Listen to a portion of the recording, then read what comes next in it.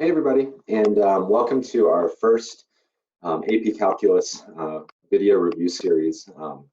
My first topic that I want to do is we begin our virtual review to get ready for the AP exam this year. This is a great chance to kind of get all of your concepts and understandings down before or as we go through the practice in class and on your own as you're studying and getting ready to go. And our first topic today is all about limits.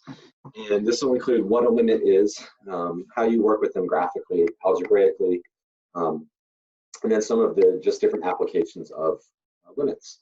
And I want to begin with really just kind of the first thing is, what is the limit as x approaches a of f of x? What does this actually mean?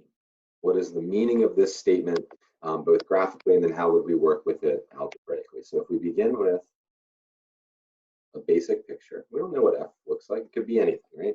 So let's say that f is this graph right here, and then this point A right here. So as we come into A from both sides, so coming in from the left side and then coming in from the right side, if these two one-sided limits both approach the same value, maybe we call it L, then that would mean that the limit exists at that point. So it's coming in from both sides and approaching the same value. So mathematically, we could write that the limit as x approaches a from the left, this would represent this first part of the graph right here is equal to the limit as x approaches a from the right of f of x. If this is true, this tells us that the limit exists. So I think it's really easy to see that graphically and when that works. You can imagine continuity is a later lesson. It's actually going to be the next lesson. But if we go through, we could say, oh, here's a graph. Here's another graph. That clearly does not exist, right? The limit from the left would be here. Maybe that's approaching 1. And then the limit from the right, that's here. Maybe that's approaching -1. That clearly does not exist, right? But another good one to look at maybe is just a nice smooth curve. That's limit's going to exist, right, for all of those values, right? But the third case is probably the best one to always consider when you think about limits is, what about if there's a hole in the graph? What is that going to tell you? So if we imagine, what is it approaching, right, from the left and right? They're both approaching the same value. They don't ever quite take on that value, but they're approaching from either side. So this one, both of these, we would say that the limit would exist. We'll talk more about what it means to take on that value a little bit later. Actually, not later, in the next one. So what about algebraic? Graphically, pretty straightforward. But let's look at just an easy example just to kind of prompt your memory here about algebraic limits. So let's say we want to look at the limit as x approaches 2 of x squared minus 4 over x minus 2. And then looking at this problem, the way it's written right now, we want to be able to plug 2 in. I try to put 2 into both of these, and I get 0 in the top and I get 0 in the bottom. And I hear the cheers of my L'Hôpital's faithful screaming from the background, but we're not going to go there this time. We'll save that for a later lesson, but I hear you loud and clear. But with this problem, our goal in most easy limit problems, our goal is to do some algebra, right? Try to simplify this thing. If you can, then do it. Sometimes you can't. If you can't do anything else, and you're still getting that 0 in the bottom, maybe 1 over 0 in the bottom, and that's going to be a non-existent limit. That can happen. But in this case, I think everybody that's watching right now knows we're just going to do a little factoring.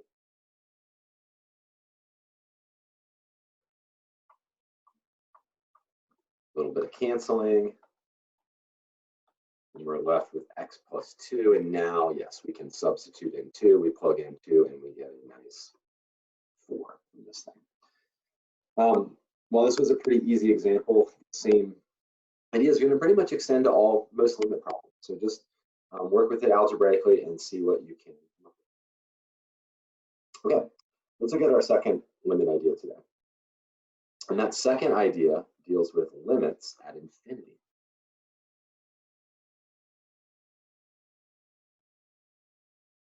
I'm going to throw a little plus or minus on that because we want to look at both of those. I'm going to throw some words at you that I think are really key to know with this. So when we talk about limits to infinity, the first word that kind of pops into my head is the word end behavior.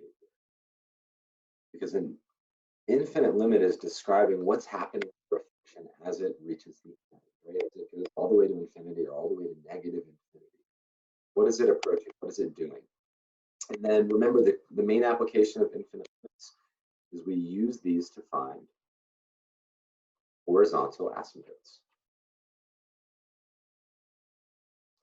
So if a problem does ever ask you for the horizontal asymptotes of a function, we would want to look at the limit to both positive and negative infinity to see if it takes on a value. If it does take on a value, then that's a horizontal asymptote. If it doesn't, then there are none. So if we think about just graphically, what does an infinite limit look like? Maybe we graph the line y equals 1 as an asymptote. If a function were to come up and approach that line as it goes to infinity, that would tell us that the limit when x goes to infinity is 1. Now, the way this is drawn, the limit to negative infinity approach anything, it just shoots down to negative infinity. And I want to look at 3 cases for algebraic understanding of this. And infinite limits really just involve looking at the biggest power. So where is the largest power in your function? So if I imagine a problem like this.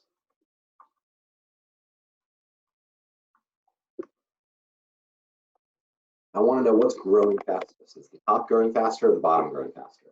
And the way we're going to figure this out is we're going to look at just the highest power in the room right here. Who's got the most power? And it's those 2 guys right there. Now look at their ratio. They're the same power. And anytime the power is the same, the value of this limit would be the ratio of their coefficients. So for this problem, that would be 3/4. And think about what this tells you. This tells you that the line y equals 3/4 is a horizontal asymptote for that graph. Okay, moving on, case 2. Let's say we look at the limit to infinity, and I'm going to ignore all the other powers. So let's just say you look at it and you say, okay, the highest power is 4x to the 5th over 10x to the 4th. Where's the biggest power? The biggest power is in the numerator this time, right? And anytime the largest power is in the numerator, these are your situations that blow up, sometimes to infinity, sometimes to negative infinity. And if you remember back in class, you worked with a lot of different scenarios with negative here or a negative in the function, whatever it might be. And this means there's no horizontal asymptote for this one. All right, in our final case, and I'm going to go just a little bit different just to kind of mix it up a little bit. These are too easy.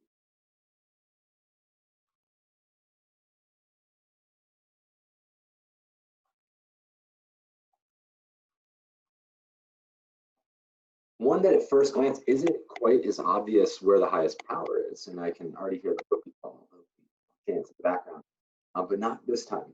I want to think about this problem from the perspective of doing it quickly, like it was a choice, and just decide where's the biggest power.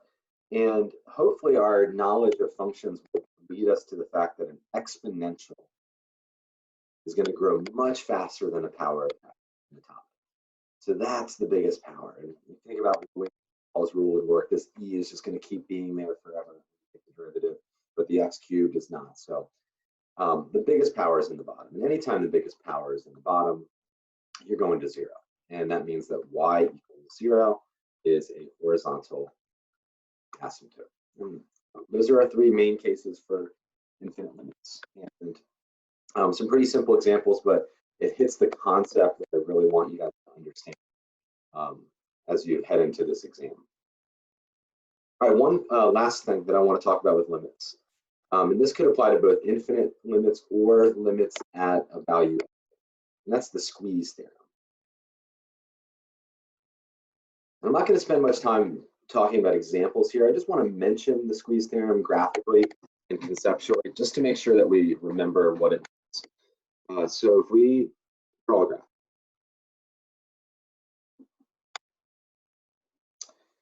and here's x equals a, some number. We're going to start with the function f. So let's say f is down here. And f kind of comes up, does his little thing, and then approaches some value at a, right there. Okay. And then let's say that there's some function g. We're going to put him up here. And he's going to come down this way. And then as he comes into a, he approaches the same value. And we're going to call this value that they are both approaching L. And let's throw this third guy in the mix. We're going to call him H. And let's say H is always between F and G. Maybe he goes like this. And if he is always between F and G, as we reach this pinch point, right, where F and G come together, then H also has to approach that same L at that point. This makes sense. It's being squeezed, it's being sandwiched. We have our bread, we got our peanut butter, and we got our next piece of bread down here. So mathematically, let's start first with the conditions. Let this function f of x be always less than or equal to h of x, and always less than or equal to g of x. Like this. H is always in the middle. And then let's say if the limit as x approaches a for f of x is equal to the limit as x approaches a for g of x, and is equal to some value L. Then the limit as x approaches a of h of x will also be equal to L. And I wrote this example with x approaches a. This could also be used for limits to infinity. It's a pretty common use of it, actually, where this function h is squeezed in the middle. Okay, that's it for this first lesson, just on limits.